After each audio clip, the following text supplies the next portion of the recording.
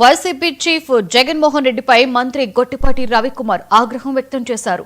విపత్తు పరిశీలన అంటే రెడ్ కార్పెట్ వేసుకుని తిరిగిన జగన్ కు తుఫాన్ల గురించి మాట్లాడే అర్హత లేదన్నారు. తుఫాను వల్ల పెద్ద ఎత్తున ప్రాణ నష్టం జరగలేదన్నది జగన్ బాధేమో అని విమర్శించారు. సీఎం సూచనల మేరకు విద్యుత్ శాఖ 2 రోజుల ముందే అప్రమత్తమై సిబ్బందిని మోహరించామని అన్నారు. దాదాపుగా 1500 మంది సిబ్బందిని ముందస్తు చర్యల్లో భాగంగా ప్రభావిత ప్రాంతాలకు పంపించామని చెప్పారు.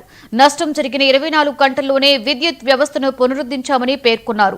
మోంతా తుఫాన్ కారణంగా ఏ ఒక్కరికి ప్రాణ నష్టం జరగకూడదు అనే లక్ష్యంతోనే ప్రభుత్వం పనిచేసిందని చెప్పారు. మెడికల్ క్యాంపులు పెట్టాం. మొదటిసారి ప్రతి రిలీఫ్ సెంటర్లో కూడా మెడికల్ క్యాంపులు పెట్టడం జరిగింది. ఎక్కడికక్కడ జలుబు దగ్గు ఇట్లాంటివన్నీ కూడా ఏ ఒక్క కొద్దిగా అనుమానం ఉన్నా సరే ఇమీడియట్గా వాళ్ళకి మెడికేషన్ చేయటం. అదేవిధంగా ఈసారి వాటర్ ఇవ్వటమే కాకుండా వాటర్ సప్లై ఇవ్వటమే కాకుండా బాటిల్స్ ఇంకో ఒక ముందు చూపుతోటి వేడి నీళ్ళన్నిటిని కూడా వేడి చేసి వడపోసి అందరూ కూడా నీళ్ళు అందించడం అనమాట. అన్ని ప్రికాషన్స్ తీసుకున్నాం.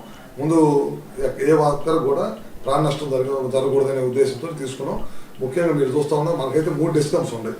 విశాఖపట్నం పరిధిలో ఉన్న డిస్కము, అదేవిధంగా విజయవాడ పరిధిలో ఉన్న డిస్కమ్స్ ఉంటాయి. మజిలీపట్నం, బాపట్ల, చీరాల, పర్చూరు, అద్దంకి చుట్టుపక్కల ప్రాంతాలన్నీ కూడా మనకి విజయవాడ కింద వస్తుందన్నమాట. అదేవిధంగా కాకినాడ, ఈస్ట్ గోదావరి, వెస్ట్ గోదావరి, అనకాపల్లి, విశాఖపట్నం, శ్రీకాకుళం ఇవన్నీ కూడా ఈపీడీసీఎల్ కింద వస్తుంది.